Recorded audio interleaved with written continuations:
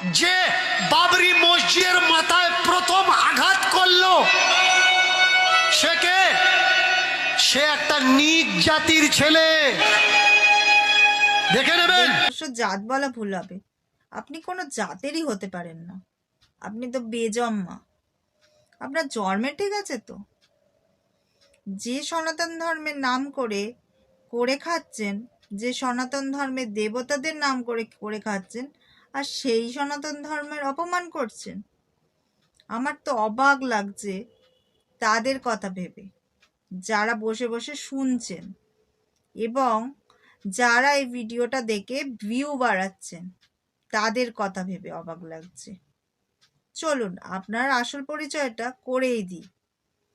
আর যারা ভিডিওটা দেখছেন তাদের উদ্দেশ্যে বলছি, ভিডিওটা স্কিপ না করে সম্পূর্ণ ভিডিওটা দেখুন আর ভাবুন যে আপনারা সনাতন ধর্মের এই অপমানের যোগ্য জবাব দেবেন কিনা। চলুন ওনার আসল পরিচয়টা শুনুন।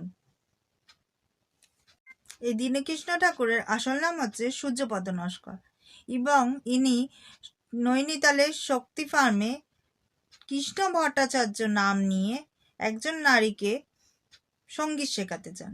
সেখানে তিনি ওই নারীকে শ্লীলতাহানির চেষ্টা করেন এবং সেখান থেকে উনি জুতো পেটা খেয়ে মাথা ন্যাড়া হয়ে বেরিয়ে যান।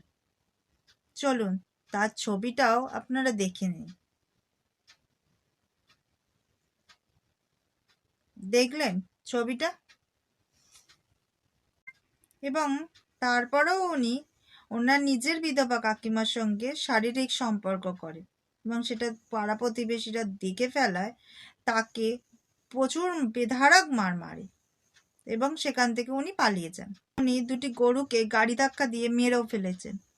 এই হচ্ছে ওনার আসল পরিচয়।